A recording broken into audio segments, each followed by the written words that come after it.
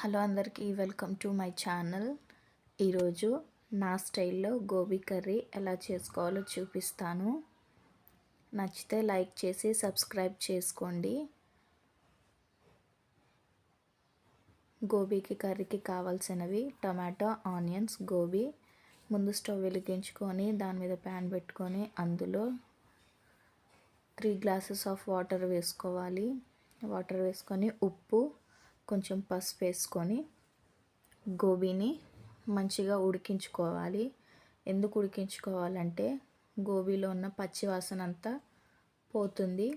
ఇవి మంచిగా ఉడికిన తర్వాత అలా స్టవ్ ఆఫ్ చేసుకొని పక్కన పెట్టుకోవాలి.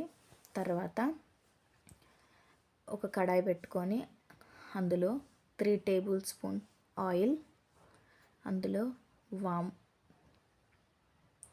ఆవాలు, జీలకర్ర, మినప్పప్పు, శనగపప్పు వేసుకొని చిటపటలాడిన తర్వాత ఆనియన్స్ వేసుకోవాలి.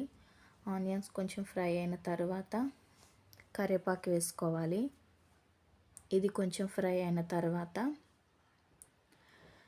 గోల్డెన్ బ్రౌన్ కలర్ వచ్చిన తర్వాత అలా అల్లం పేస్ట్ వేసుకొని కలుపుకోవాలి. తర్వాత సన్నగా కట్ చేసి పెట్టుకున్న టమాటో ముక్కల్ని వేసుకొని బాగా కలుపుకోవాలి.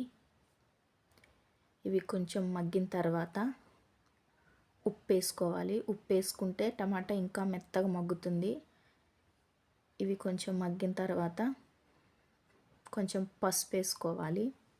పసుపు వేసుకొని కొంచెం కలుపుకున్న తర్వాత మంచిగా ఉడికించుకున్న గోబీ ముక్కల్ని ఇందులో వేసుకొని కలుపుకోవాలి.